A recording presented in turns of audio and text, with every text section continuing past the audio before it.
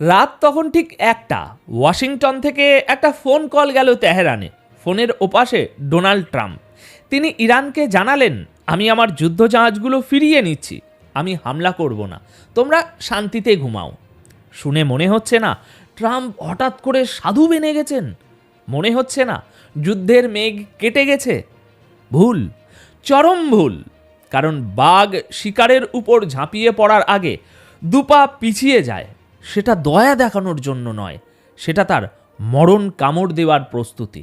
Donald Trump ঠিক এই মুহূর্তে ইরানের জন্য আধুনিক ইতিহাসের সবচেয়ে বড় এবং ভয়ঙ্কর ফাঁদ বা ট্রাপ তৈরি করেছেন, যে ফাঁদে পা দিলেই ইরান নামক রাষ্ট্রটি পৃথিবীর মানচিত্র থেকে হয়তো মুছে যাবে না, কিন্তু আগামী ৫০ বছরের জন্য পঙ্গু হয়ে যাবে।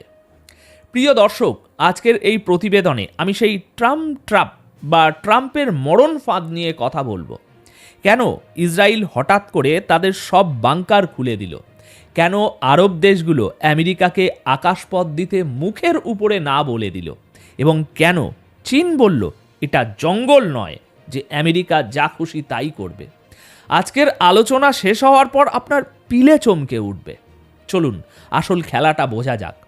দেখুন, জিওপলিটিক্সে একটা কথা আছে, disruption is the art of war. অর্থাৎ শত্রুকে বিভ্রান্ত করাই যুদ্ধের আসল কৌশল। ট্রাম্প ঠিক সেটাই করছেন। গত কয়েক ঘন্টায় যা হয়েছে তা কোনো সাধারণ ঘটনা নয়। একদিকে ট্রাম্প মিডিয়াকে বলছেন, আমি হামলা থামিয়ে দিয়েছি, আমি শান্তি চাই। ইরানকে বার্তা দেয়া হচ্ছে, আমরা আলোচনার টেবিলে বসতে রাজি। কিন্তু ঠিক একই সময়ে তেল আবিবের দৃশ্যপটটা সম্পূর্ণ ভিন্ন। যদি সত্যি শান্তি আসবে, যদি সত্যি হামলা হবে না, তাহলে ইসরায়েলের আর্মি চিফ কেন গত রাতে তাদের পুরো বাহিনীকে, এয়ারফোর্স, হাই অ্যালার্ট করলেন? কেন তাদের নৌবাহিনীকে সমুদ্রে নামিয়ে দেয়া হলো? কেন ইসরায়েলের সমস্ত ফৌজদের ছুটি বাতিল করা হলো? সবচেয়ে ভয়ঙ্কর ব্যাপার হলো, ইসরায়েল তাদের সাধারণ নাগরিকদের জন্য পাবলিক বম্ব শেল্টার বা বাংকারগুলো খুলে দিয়েছে। স্প্যানিশ, পোলিশ, ইতালিয়ান, ইউরোপের বড় বড় এয়ারলাইন্সগুলো ঘোষণা দিয়েছে তারা আর তেল আবিবে বিমান নিয়ে যাবে না। 19শে জানুয়ারি পর্যন্ত সব ফ্লাইট বন্ধ। এখন আপনারাই বলুন, যদি যুদ্ধ নাই হবে তবে এই প্রস্তুতি কেন? আসলে ট্রাম্প এবং নেতানিয়াহু মিলে গুড কপ ব্যাড কপ খেলছেন। ট্রাম্প সাজছেন ভালো মানুষ, যাতে ইরান রিল্যাক্সড হয়ে যায়, ইরান যাতে ভাবে, যাক বাবা, বিপদটা একটু কেটে গেছে। আর ঠিক যখনই ইরান তাদের ডিফেন্স সিস্টেম একটু শিথিল করবে, তাদের মিসাইল লঞ্চারগুলো বাংকারে ঢোকাবে, ঠিক তখনই আসবে সেই ভয়াল আঘাত। আপনাদের কি মনে আছে কাসেম সোলেমানির কথা? তাকেও কিন্তু আলোচনার জন্য আমন্ত্রণ জানানো হয়েছিল। বলা হয়েছিল, এসো আমরা কথা বলি। এবং তারপর কি হলো? এয়ারপোর্টে ড্রোন হামলায় তাকে টুকরো টুকরো করে দেয়া হলো। আমেরিকার এই আলোচনার আশ্বাসের উপর যারা ভরসা করেছে, তাদের পরিণতি লাশ হয়ে বাড়ি ফেরা ছাড়া আর কিছু হয় না। এখন প্রশ্ন হলো, ট্রাম্প আসলে কি চাইছেন? আমেরিকার মিডিয়া হাউসগুলোর ইনসাইড রিপোর্ট বলছে, ট্রাম্প একটা ক্লিন সুইপ চাইছেন। পেন্টাগনের টেবিলে যে ফাইলটা আছে তাতে পরিষ্কার লেখা, আমেরিকা এবার আর কোনো দীর্ঘমেয়াদী যুদ্ধে জড়াবে না। ইরাক বা আফগানিস্তানের মতো 20 বছরের যুদ্ধ ট্রাম্পের দরকার নেই। ট্রাম্প চাইছেন মাত্র 4 থেকে 5 দিনের একটা যুদ্ধ। হ্যাঁ, ঠিক শুনছেন, মাত্র 4-5 দিন। প্ল্যানটা হলো, এমন এক বিধ্বংসী হামলা চালানো হবে যা ইরানের মেরুদণ্ড ভেঙে দেবে। 1, ইরানের নিউক্লিয়ার ফ্যাসিলিটিগুলো মাটির সাথে মিশিয়ে দেওয়া। 2, তাদের মিসাইল প্রোডাকশন সাইটগুলো ধ্বংস করা। 3, এবং সবচেয়ে বড় টার্গেট, ইরানের সুপ্রিম লিডার আয়াতুল্লাহ খামেনি সহ পুরো সরকারকে হত্যা করে সরকারের পতন ঘটানো। ট্রাম্প চাইছেন ইরানকে এমনভাবে মারতে হবে যাতে তারা দ্বিতীয়বার পাল্টা মারার ক্ষমতাও না পায়। একে বলা হয় শিরচ্ছেদকারী হামলা। শত্রুর মাথাটা শুরুতেই কেটে ফেলো, শরীর এমনিতেই নড়বে না।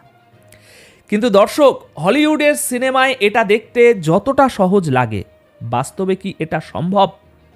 ইরান কি কোনো সাধারণ দেশ? ইরান কি ইরাক বা লিবিয়া? একদমই নয়। আর এখানেই ট্রাম্পের এই নিখুঁত প্ল্যানে জল ঢেলে দিচ্ছে তার নিজেরই তৈরি করা কিছু সমস্যা।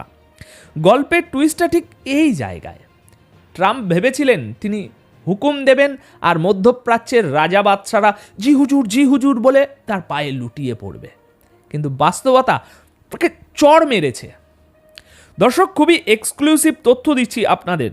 সৌদি আরব, কাতার এবং ওমান, এই তিনটি দেশ পরিষ্কার ভাষায় ওয়াশিংটনকে জানিয়ে দিয়েছে, তোমরা ইরানকে মারতে চাও মারো, কিন্তু আমাদের আকাশসীমা ব্যবহার করতে পারবে না। এটা আমেরিকার জন্য একটা বিশাল ধাক্কা। ভাবুন তো, কাতারে আমেরিকার সবচেয়ে বড় বেস আছে, অথচ কাতার বলছে আমাদের মাটি ব্যবহার করে ইরানের উপরে হামলা করা যাবে না। কেন? কাতার জানে আমেরিকা হামলা করে বাড়ি চলে যাবে, কিন্তু ইরানের মিসাইলগুলো এসে পড়বে রিয়াদ, দোহা আর মাস্কাটের উপর। ইরান তো হুমকি দিয়েই রেখেছে, যে দেশ আমেরিকার বিমানকে উঠতে দেবে সেই দেশও আমাদের শত্রু। আরব শেখরা তাদের তেলের খনি আর ওই কাঁচের তৈরি শহরগুলো ধ্বংস হতে দিতে চায় না। কাতার তো আরও এক ধাপ এগিয়ে হুমকি দিয়েছে। তারা বলেছে আমেরিকা যদি আমাদের নিরাপত্তা দিতে না পারে তবে আমরা নতুন পার্টনার খুঁজব। মানে সোজা ইঙ্গিত রাশিয়া এবং চীনের দিকে। ভাবা যায়, আমেরিকার দীর্ঘদিনের মিত্ররা আজ আমেরিকার মুখের উপরে কথা বলছে। আর ঠিক এই সুযোগটাই নিয়েছে ড্রাগন, মানে চীন। আজ সকালেই চীনের পররাষ্ট্রমন্ত্রী ওয়াং ই ইরানের পররাষ্ট্রমন্ত্রীর সাথে কথা বলেছেন। সেখানে তিনি একটা শব্দ ব্যবহার করেছেন যা জিও পলিটিক্সে খুব শোনা যায়। তিনি বলেছেন, this is not the law of the jungle. এটা জঙ্গল নয়। চীন পরিষ্কার বার্তা দিয়ে দিয়েছে, আমেরিকা যদি মনে করে তারা যা খুশি তাই করবে, যাকে খুশি তাকে মারবে, সেটা আর হতে দেওয়া হবে না। চীন ইরানের পাশে আছে, কারণ চীন জানে ইরান পড়লে তাদের বেল্ট অ্যান্ড রোড ইনিশিয়েটিভ বা অর্থনৈতিক করিডোরের যে হুমকি সেটা একদম ফাইনাল হয়ে যাবে। ইরান হলো চীনের তেলের পাম্প। সেই পাম্পে আগুন লাগলে চীনের অর্থনীতির ইঞ্জিনেও টান পড়বে, সহজ হিসাব। তাহলে আমেরিকা এখনও হামলা করছে না কেন? ট্রাম্প কেন দেরি করছেন? কারণ পেন্টাগনের জেনারেলরা ট্রাম্পকে একটা কড়া সতর্ক বার্তা দিয়েছেন। তারা বলেছেন, স্যার, প্ল্যান শুনতে ভালো লাগছে, কিন্তু এর ফলাফল ভয়ঙ্কর হতে পারে। আমেরিকার ইন্টেলিজেন্স রিপোর্ট বলছে আমেরিকার ডিফেন্স সিস্টেম ইরানের হাইপারসনিক মিসাইল আটকাতে 100% সক্ষম নয়। যদি ইরান পাল্টা হামলা করে এবং আমেরিকার কোনো এয়ারক্রাফট ক্যারিয়ার বা রণতরী ডুবে যায়, অথবা হাজারখানেক মার্কিন সেনার লাশ দেশে ফেরে, তাহলে ট্রাম্পের রাজনীতি সেখানেই শেষ, কবর। সামনে আমেরিকার মিড টার্ম নির্বাচন। ট্রাম্প ভেবেছিলেন যুদ্ধ করে হিরো হবেন, কিন্তু এখন দেখছেন এই যুদ্ধ তার গলার কাঁটা হয়ে দাঁড়িয়েছে। তেলের দাম আকাশচুম্বী হবে, আমেরিকার অর্থনীতি ধসে পড়বে।